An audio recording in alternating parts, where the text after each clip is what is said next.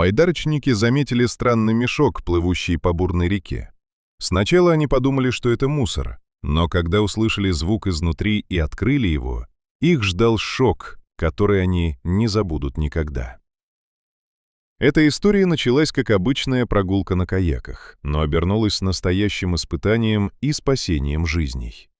Мэри и Джон отправились на реку Блэкстоун после сильных дождей. Вода была бурной, течение опасным.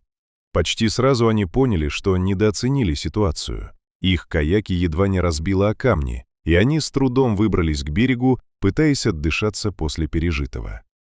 Именно тогда Мэри заметила странный мешок, который плыл по бурной воде среди веток и мусора. Сначала он показался ей обычным хламом, но вдруг сквозь грохот воды она уловила тихий, жалобный писк. Она посмотрела на Джона, он тоже это услышал. Они начали всматриваться в реку, и вскоре стало ясно, звук доносился из мешка. Внутри было что-то живое. Джон побежал вдоль берега, стараясь не отставать от мешка. На мгновение он подумал прыгнуть в воду, но понимал, это слишком опасно. Тогда он крикнул Мэри, и они решили догонять мешок на каяке.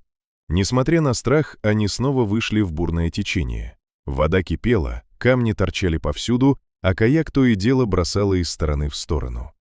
Наконец мешок оказался совсем рядом. Мэри вытянула весло, пытаясь зацепить его, а Джон удерживал каяк. Собрав все силы, Мэри резко подалась вперед и схватила узел.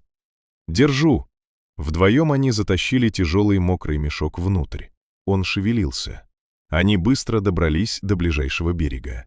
Руки у Мэри дрожали, когда она начала развязывать узел. Мешок раскрылся. И они замерли. Внутри лежали 6 новорожденных щенков. Совсем крошечные, с закрытыми глазами, мокрые и дрожащие от холода. Они едва подавали признаки жизни. «Боже!» — тихо прошептала Мэри.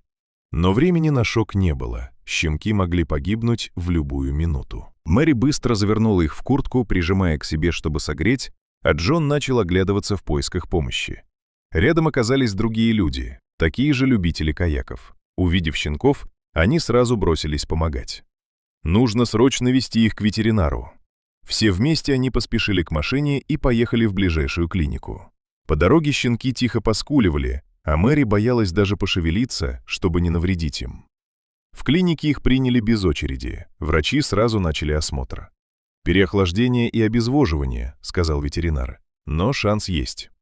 Ожидание казалось вечностью. Наконец врач вышел с хорошей новостью. Всех щенков удалось стабилизировать. Они выжили. Через несколько дней малыши начали крепнуть. Они открыли глаза, стали двигаться активнее, а вскоре даже начали играть. Мэри и Джон часто навещали их, не веря, что еще недавно эти крошечные существа были на грани гибели. Позже для щенков нашли новые дома, а для Мэри и Джона этот день навсегда остался в памяти. Они поняли, что иногда одна случайная деталь, странный мешок в реке, может изменить все, и что настоящая смелость — это не поиск опасности, а готовность помочь, когда это действительно важно.